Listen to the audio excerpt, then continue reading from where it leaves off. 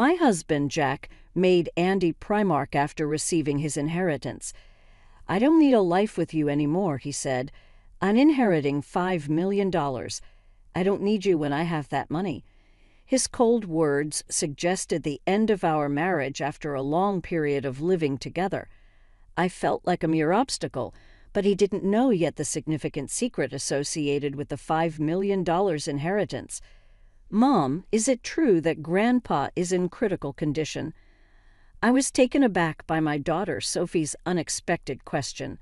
Supposedly, the serious health problem of Ethan, who is Jack's father, was a secret between Jack and me. "Did you get that information from your dad? The only one who might have told Sophie is Jack." "Yes, and on a call from Dad, he told me to renounce Grandpa's inheritance," Sophie said. Her words unsettled me, and because of this single phone call, my peaceful life was about to be shaken. A few days after the call with Sophie, Ethan passed away peacefully. Since getting married, I've lived with Jack's parents, and I've never hesitated to support them when their health worsened. It's been 5 years since Jack's mother passed away, and now we received the news of Ethan's passing. The funeral went smoothly, but the moment I thought I was free from the tension, my husband's behavior changed dramatically. "What are you doing here? Why hasn't it been cleaned properly lately?" Jack frequently points out minor dust and small stains. "I'm sorry, I must have missed it. I'll clean it right now." "This place isn't cleaned well either. Do you clean every day?" Of course, I clean with the same routine as always. Even though I clean just as always, I couldn't understand why Jack was so angry, but it seemed the issue wasn't just about cleaning. "Why are you serving this? I wish you'd pay more attention to the taste when you cook. It's hard when the dishes I put effort into are criticized one by one. Even the dishes he used to enjoy are now unappreciated. Is there something bothering you lately?" I plucked up the courage to ask, but it seemed to worsen his mood. It's useless to deny it. To be honest, the food you make isn't good. I've been tolerating it because my parents never complained, but I've always felt its tastelessness. Jack's words pierced my heart coldly and sharply. It was the first time he had ever criticized me so severely. I knew when Jack was this upset, anything I said would only fan the flames. My mom always cleaned and did laundry perfectly, and at mealtimes she cooked with care without cutting corners. You're nothing like her. I've been patient, but I can't stand it any longer. This was the first time he compared me to his mother and criticized me. All I could do was reflect deeply on myself. I'm truly sorry. I couldn't have imagined that he valued my cooking so little. Jack always used to smile and say, "It's delicious," when eating. When we first got married, his mother gave me cooking advice. To think he has always found my cooking tasteless. Tears started to flow uncontrollably. "Do you think anything will change if you cry? Your tears mean nothing now. Don't show them to me." Lately, everything just feels so tedious. After saying those words, Jack suddenly stood up and left the house, slamming the door behind him as he walked away. "Jack, where are you going? Come back." But it seemed he didn't hear me. My mind was in turmoil, unable to keep up with this sudden change, unable to understand what had just happened. Until a few months ago, we were a couple who shared everything, holding hands. We shared the small joys of daily life and tackled minor grievances together.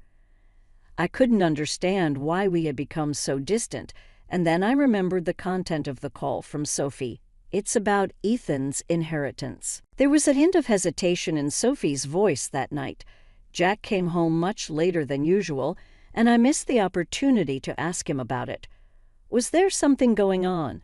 Maybe Jack found out some information about the inheritance and wanted to keep it to himself. I tried to approach Sophie. I wonder why they're discussing inheritance while Grandpa is still in good health. She had expressed doubts about Jack and said she had conveyed the same to him. If the way the inheritance is divided doesn't change, it will all fall into my hands. Considering Sophie, I believe this is the best way. Recalling Jack's recent cold behavior towards Sophie, doubts crossed my mind. If he intends to take all the inheritance and abandon me, this thought tightened my chest, and tears again welled up in my eyes. In my pain, I became keenly aware of the sounds around me. Just as the room became eerily silent, the sudden ring of the phone echoed throughout. I didn't feel up to answering, but it could be important. Checking the caller ID, I saw Jack's name, the same Jack who had left the house earlier. Picking up felt tiresome, but I also didn't want to face any backlash for ignoring it, so I hesitantly answered. "What are you doing?" "Don't keep me waiting." "I'm running out of time." His sudden authoritative tone took me by surprise. He was indeed stubborn at times, but he wasn't someone who would yell without a reason in the past. Shocked by his changed demeanor, I let out a slight sigh, hoping he wouldn't notice. "What's wrong? Is there a problem?" "I have something to talk about. I'll be home soon. Stay home and wait for me." Lately, his voice sounded unmistakably colder than before. I replied with a brief, "Okay," and promptly hung up. Looking at the clock, more than 3 hours had already passed since Jack went out. I had been crying, so overwhelmed with confusion and pain that I hadn't realized how much time had passed. After a while, I heard the door open and Jack's footsteps. A sweet scent of body wash, one we didn't use at home, wafted from him. That unfamiliar smell intensified the pain in my chest. "I'll be straight for work. I want to end our relationship. As a token of gratitude, I'll give you $220,000. His words were something I had feared deep down. Still facing this reality, the shock was so immense that I felt tears drying up. "I'm genuinely tired of you not managing things at home. I want to live peacefully in my old age." Linda had dreamt of a peaceful old age, however. The one who began to shatter that dream was none other than Jack. "Why are you?" Her words trailed off as she searched for what to say. Jack looked at her with a smug smile. At that moment, a bright ringtone from Jack's cell phone filled the room. The unfamiliar tone was different from his usual one. To Linda, it felt as if this unusual sound hinted at a communication from a specific individual. "I'm sorry, but I haven't finished my errands yet." Linda sensed a slight softness in Jack's voice, different from how he usually sounds towards her. It felt somewhat kinder and more intimate. Furthermore, the sweet scent of body wash in the room, the unique ringtone from earlier, and the changed tone of his voice, all these events hinted at something he might be hiding. "I knew it," Linda whispered so that Jack wouldn't hear. He had been too overt about his external affair. Considering the inheritance he might be getting soon, the alimony might be insignificant for him, even if his infidelity becomes evident. After ending his call, Jack looked down at Linda with emotionless, cold eyes. "My intentions haven't changed. I want you to sign this document. I'll contact you later. Make sure to have it signed by then. I don't plan to come back to this house. Remember, this house is now yours." Jack, without uttering another word or even looking at my face, headed towards the door. What did our long marital life of 40 years mean? A few days later, I found myself at a lawyer's office as I gathered information about Jack's actions and Ethan's inheritance and explained it to our daughter, Sophie. Her complexion changed. It was painful to show our daughter our mistakes, but Sophie, out of love for me, let her emotions out and shed tears. Then she showed strong determination to confront Jack and introduced me to a lawyer to support us. Hello, I am Robinson. I will be handling your case. I will support you to the best of my ability." The woman named Robinson sitting across from me seemed to be in her late 40s, exuding a calm aura. Her neatly groomed hair and attire gave off a professional vibe. Her clear way of speaking provided me with a sense of reassurance. "I'm truly sorry for approaching you suddenly. My name is Lai Johnson. I'm a bit nervous since it's our first meeting under such circumstances." That's all right. I have already received some information from Sophie. Sophie has briefed me on the overview, so I was able to talk in detail with peace of mind. Based on what I've researched over the days and the information Mrs. Robinson separately gathered for me, we verified the facts. My husband doesn't have any siblings, so if our daughter Sophie renounces the inheritance, the huge fortune, which amounts to about $5 million, will all go to my husband. Also, his affair with a woman named Jennifer began at a bar they happened to visit, and it seemed their relationship continued for about 6 months. She seemed quite different from me, and I was curious about what happened between her and my husband. Through a joint investigation with Mrs. Robinson, we were able to uncover an important fact that my husband might not yet know. Linda, how do you intend to proceed from here? Mrs. Robinson asked me in a gentle tone and soft eyes. Thank you from the bottom of my heart. I deeply appreciate it, I replied, smiling towards Mrs. Robinson. I handed over the fee for the procedures, and after a brief exchange with her, I quietly left the office. 5 days later, I received a call from Jack on my cell phone. He proposed a meeting in a quiet cafe. I arrived a bit earlier than our scheduled time. The cafe was surprisingly empty. The owner warmly welcomed me and suggested I pick any seat. I chose a seat by the window to enjoy the calm outside view. After a while, the entrance bell rang, and in my line of sight stood Jack and his new girlfriend, Jennifer. When Jack saw me, he smirked with a sense of pride. Are you prepared for the divorce? I was a bit surprised that this was his first statement. It seems he's convinced he's in full control. Is this your new associate? I hadn't expected him to bring her to such an important discussion, and I was astonished at his decision. I wondered if he was the man I once deeply loved.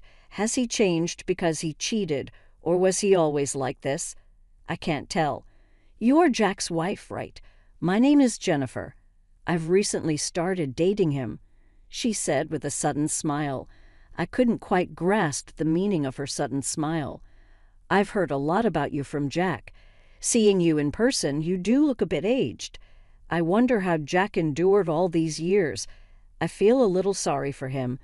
Indeed, Jennifer seems to take great care of her appearance. She looks much younger than her actual age in her 60s.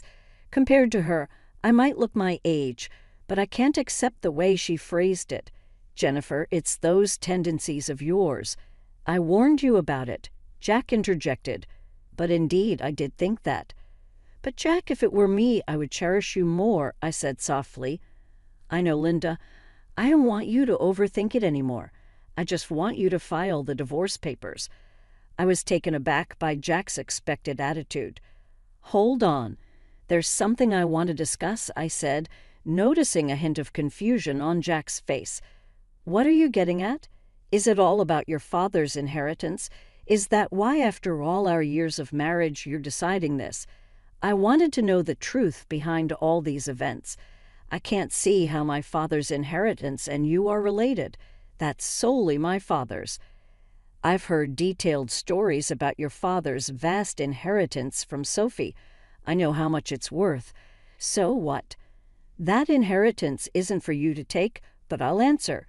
More than the inheritance itself, the end of taking care of my parents is one of the reasons I want to part with you.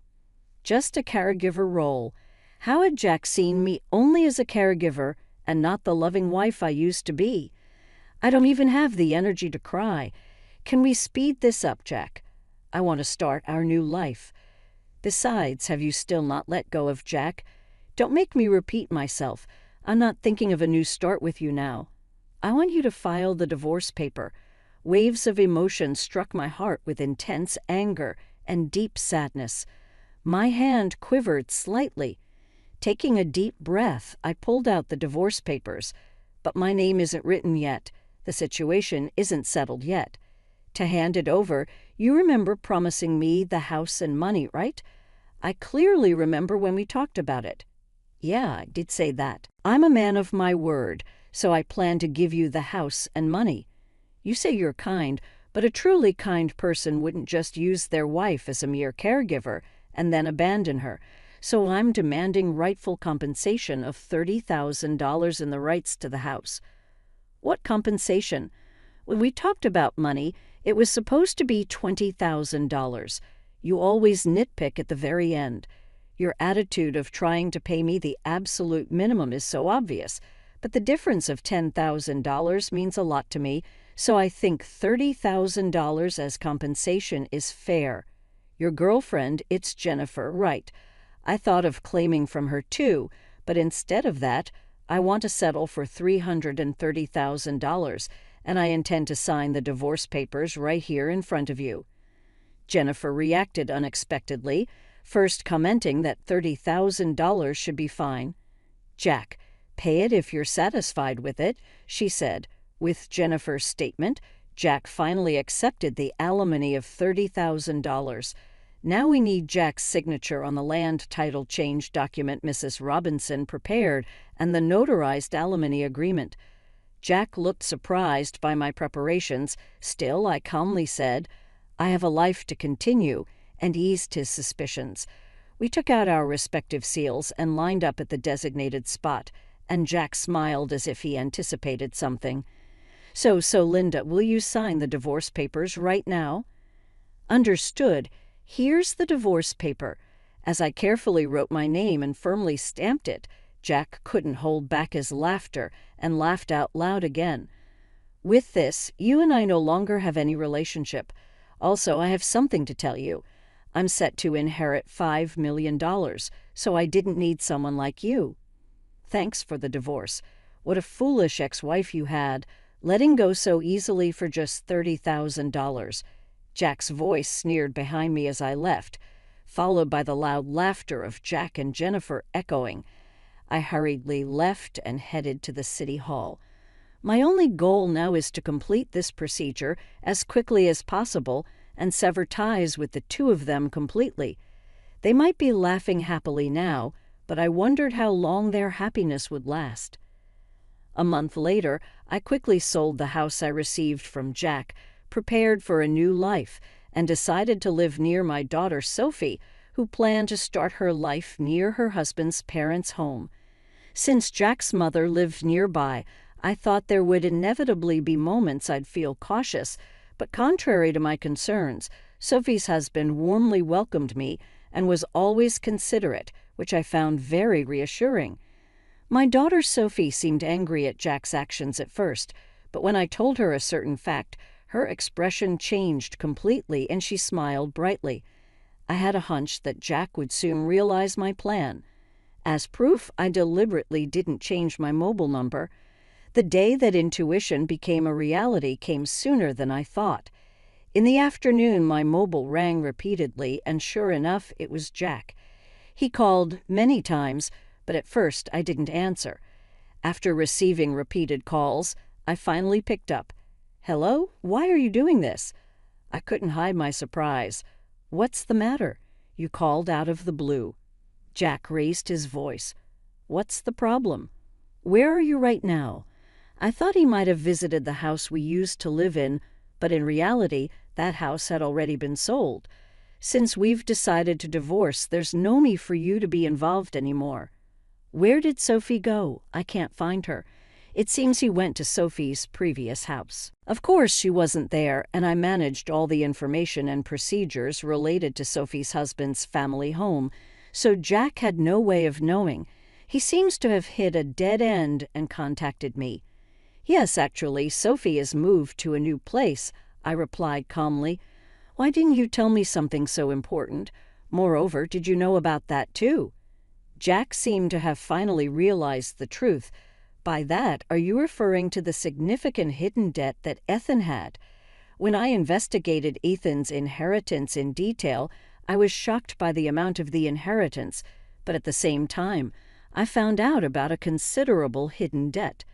Probably while he was alive, he estimated he could repay the debt with about $5 million and hid that fact from us. However, he passed away midway through repayment, and the hidden debt was left neglected. And when you officially receive an inheritance, you are also obliged to inherit such hidden debts. Jack was blinded by the allure of easy money and neglected thorough verification and investigation. That was his big mistake. So I have a question. Did you know about my dad's debt? Information is easy to come by. It becomes clear to anyone with a little search. That's why I noticed it, I explained calmly. I could imagine Jack turning red with anger on the other end of the phone. Anyway, what about the promised money? What about the money you intended to return? Jack's real goal was money after all. Besides, about that property, if I had known about my dad's debt from the beginning, I wouldn't have gotten involved at all. I understand how you feel, Jack said, revealing his suspicions. I thought it deep down, but I chose not to say it. But think about it. Putting aside the money issue for a moment, you got to marry a very attractive woman, right? Isn't that pretty lucky of you? Of course, I don't know if Jennifer chose Jack because of his assets or if it was true love. As soon as Jennifer found out about my debt, she left me. I thought she would. It's exactly as I expected, Jack confessed. Think about it. How about starting over with me? I feel deceived by Jennifer. I just realized now you're the person I need. Jack's tone suddenly dropped and became emotional. I wonder if he has forgotten everything he did to me, I thought to myself, feeling cornered. Every day I'm being rushed by collectors, and the debt I can't repay is piling up. I'm at my limit. I feel my life is in danger. Help me, please, Jack pleaded desperately. Even after hearing his desperate plea, I calmly thought, if I were in this situation, would Jack help me? I'm living peacefully now and am truly satisfied in the days to come. I want to live in peace. You might have forgotten, but remember what was said in my response. I told Jack. For a moment, he was lost for words on the other end of the phone. You mean back then? He asked. Yes, exactly, Jack. I'm grateful that we were able to get divorced. Thank you for giving me a chance to choose a new path, I said firmly. I felt the tremor in Jack's voice and his tears, but for my future, I made up my mind and quietly ended the call. This marked the complete end of our relationship. I don't know how Jack's life is now or how he's repaying his debt, but I hope he's making an effort somewhere. I thought to myself as I contemplated the situation. Linda, how about taking a walk outside while looking at the beautiful scenery? Currently, I'm enjoying my days with a wonderful person I met through a hobby in Chicago. He's very warm and always with me. Spending time with him brings me unparalleled happiness. Thanks for watching. How did you find the story? Let me know in the comments below. Remember to like this video and subscribe to our channel for more awesome stories like this. Your feedback and support mean a lot.